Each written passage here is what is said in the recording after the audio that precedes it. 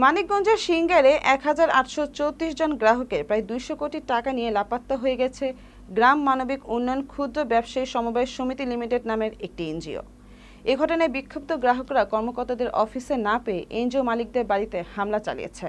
Singer প্রতিনিধি Abdul Gafur ITV বাংলাকে জানিয়েছেন, গতকাল রবিবার সকালে এ ঘটনায় উপজেলার জামশা ইউনিয়নের নতুন বাজার এলাকায় বিক্ষুব্ধ গ্রাহকরা কর্মকর্তাদের অফিসে না পেয়ে বিক্ষিপ্ত হয়ে এনজিও মালিকদের বাড়িতে হামলা চালিয়ে ব্যাপক ভাঙচুর করেন।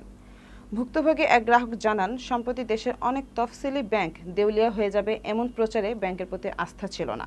এই জন্য ব্যাংক ও পোস্ট অফিস থেকে ৪৮ লাখ টাকা তুলে এই এনজিওতে রেখে আজ পর্যন্ত সর্বশান্ত হয়েছেন সবাই।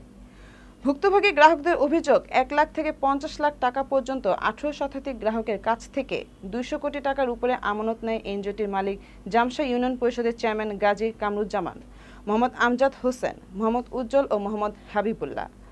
উপজেলা সমবায় অফিসার মঞ্জুরুল ইসলাম বলেন, ২০২৩ থেকে ২০২৪ অর্থবছরের অডিট রিপোর্টে অসঙ্গতি পাওয়ায় জেলা সমবায় অফিসকে এ বিষয়ে অবগত করা হয়েছে। ইউএনও মোহাম্মদ কামরুল হাসান সোহাগ বলেন, বিষয়টি অবগত হয়েছি।